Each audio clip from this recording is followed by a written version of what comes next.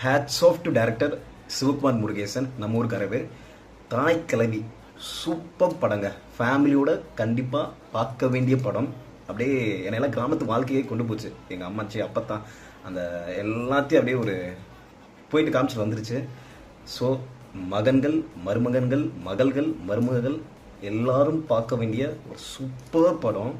அதில் ஒரு சீன் இருக்கும். என்ன சொல்ல வருவாங்கன்னா, இப்போ நம்ம பெட்ரோல் நம்ம பேரண்ட்ஸ் இருக்காங்களே, அவங்க வந்து நம்ம பிள்ளைகளுக்கு ஏதாச்சும் உட முடியாமோ அதை காப்பாற்றுறதுக்கு ஒரு வீடை கூட விற்பாங்க.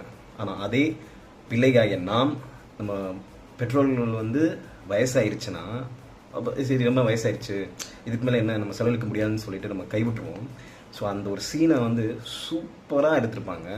அதே மாதிரி அந்த ராதிகா மேம் வந்து ஒரு கடை ஆடை எடுத்துகிட்டு அந்த ஊரில் இருக்க வயசானவங்களுக்கு வந்து அவங்க மகன் மூலியமாக வந்து சமைச்சு போடுவோம். சமைச்சு அந்த ஒரு வாலியை போய் அந்த கரிசூரை வைப்பாங்க.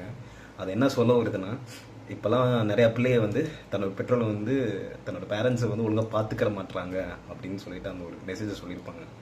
கிளைமேக்ஸ் வந்து என்னென்னா, பெண்களுக்கு வந்து ஒரு நல்ல ஒரு மெசேஜ் கொடுத்துருக்காரு. So Sivakumar hats off. And இந்த படத்தில் நடிச்சவங்க எல்லாருமே சூப்பராக நடிச்சிருப்பாங்க.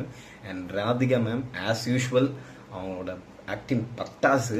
அண்ட் அதுக்கப்புறம் சிவகார்த்திக் இந்த படத்தை ப்ரொடியூஸ் பண்ணதுக்கு சூப்பர். அவருக்கு ஒரு கங்க்ராட்ஸ். ஸோ கண்டிப்பாக இந்த படத்தை தியேட்டரில் மிஸ் பண்ணாதீங்க.